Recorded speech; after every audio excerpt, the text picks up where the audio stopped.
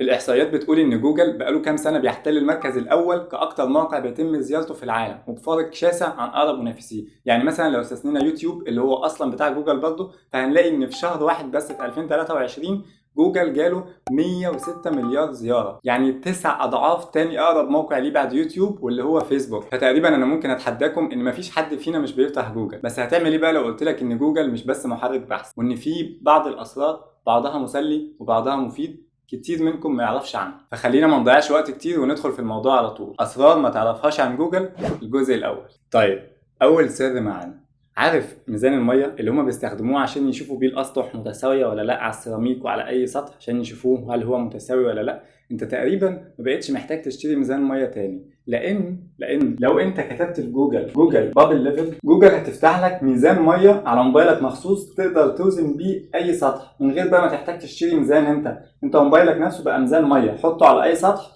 ووزنه براحتك. الموضوع ده انا اول ما عرفته كنت منبهر لدرجه اني ما كنتش مصدق ان الموبايل بتاعنا كلنا فيه الميزه دي. ودلوقتي بما انك خلصت اول ميزه وقاعد ومستني تاني ميزه، فواضح انك مكمل معانا، فهتكون لفته كويسه لو وقفت الفيديو دلوقتي ونزلت عملت لايك واشتراك في القناه، لان ده بيدعمني وبيدعمني ان انا اكمل في المحتوى ده اللي احنا بنتعب عليه جدا. وانت ممكن كمان تدخل القناه هتلاقي محتوى كتير هيعجبك مش بس الفيديو ده. يلا ندخل على تاني ميزه. تاني سر معانا بقى من اسرار جوجل وهو لعبه باك مان الشهيره جدا. عارف لعبه باك مان اللي كنا بنلعبها زمان؟ لو انت كتبت في جوجل باك مان فهيفتح لك لعبه باك مان اللي كنا بنلعبها زمان جدا. اللعبه دي انا كنت بقضي عليها ساعات من غير ما اقوم منها، وتقريبا كده انا هوقف الفيديو واكمل لعب.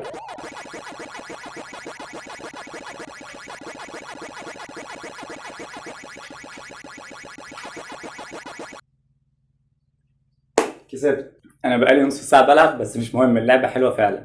تالت سر معانا بقى هو قصه طريفه جدا انا هحب احكيها لكم، وفي نفس الوقت هتستغربوا ان ده موجود اصلا في جوجل. لو كتبت في جوجل في السيرش بيكرز دوزن، بمعنى الدستة بتاعة الخباز، هتلاقي الإجابة 13.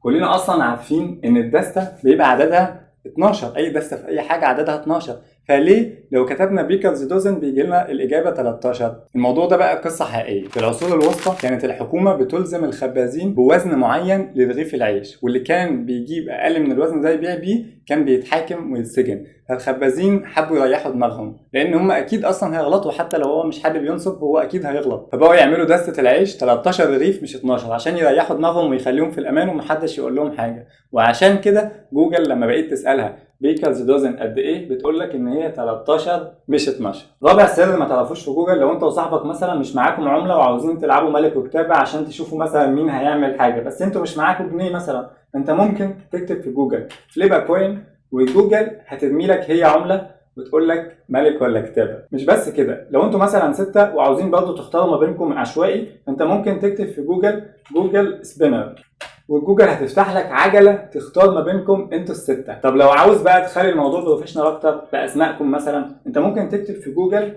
ويل اوف نيمز، وجوجل هيفتح لك موقع. اختار اول موقع ده، هتحدد منه اسماء الناس اللي معاكم في اللعبه. يعني مثلا انا ممكن امسح ده واكتب شهاب، وممكن امسح كل دول ودول كمان.